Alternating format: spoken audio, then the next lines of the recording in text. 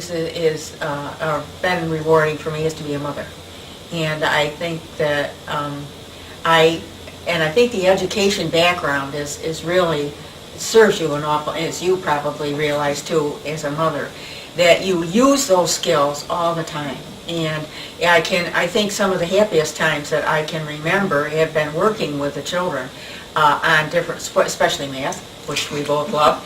And I can remember what they would do sometimes is, I can remember, I probably shouldn't mention his name, but this one boy was having a lot of trouble with math, and he was dating our Kathy.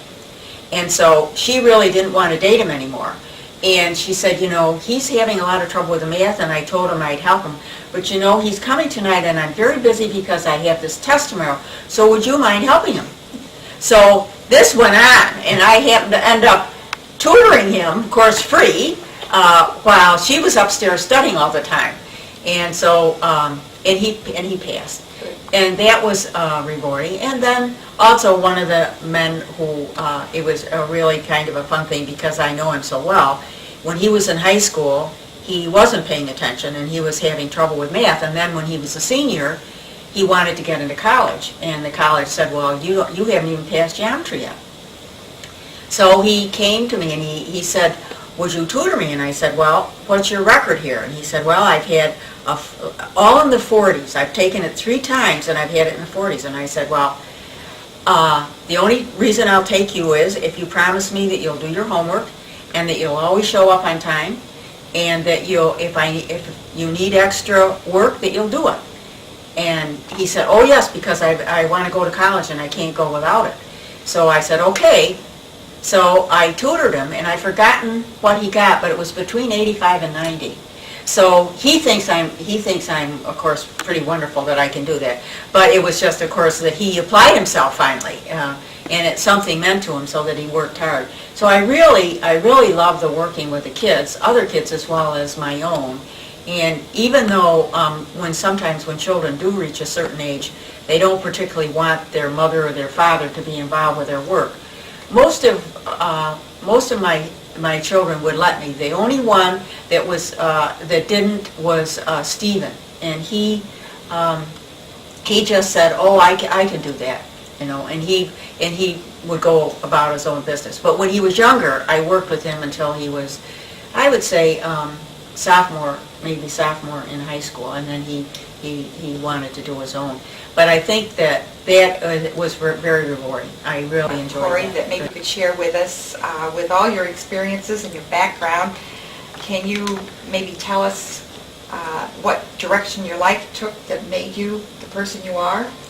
Well, I think when you think of your parents, that's the first thing you think of. And my father was Victorian and very demanding, and you had to be first in everything.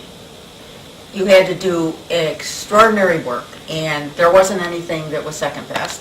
You had to get 100, you didn't get a 98.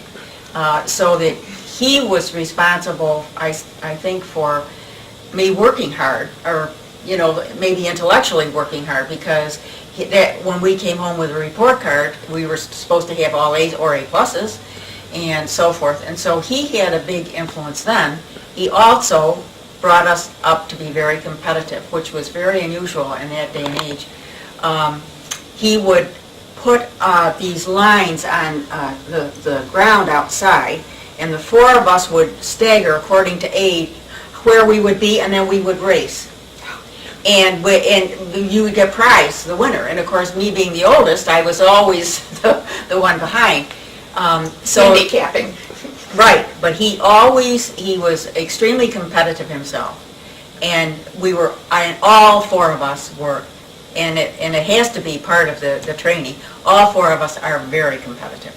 I love competitive sports. I love competitive bridge.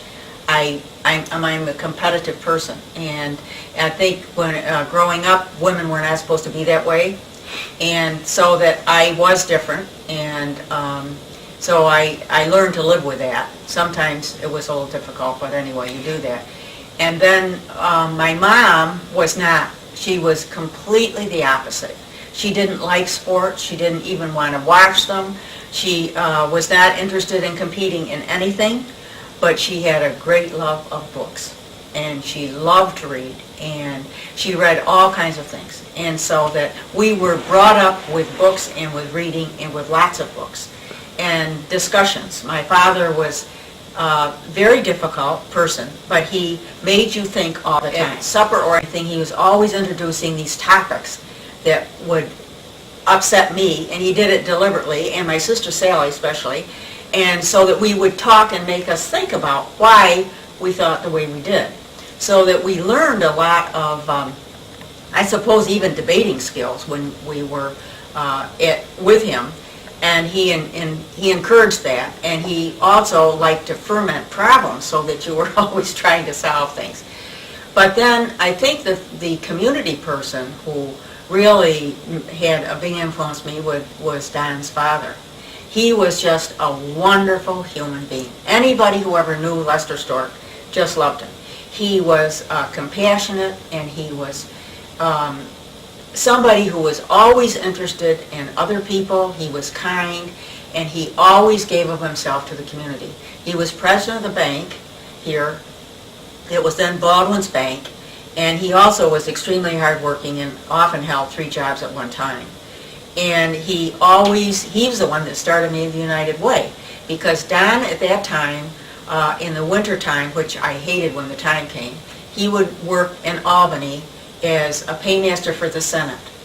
And so he would go Sunday night and come back Thursday or Friday. And so I was alone, and I really, that was really a very unhappy time for me. And so he didn't want me staying alone at the time, so he'd have me live with his mom and dad until he came home, and then we'd go back. So that I worked a lot with his dad, and I just loved him. And we did a lot of work together.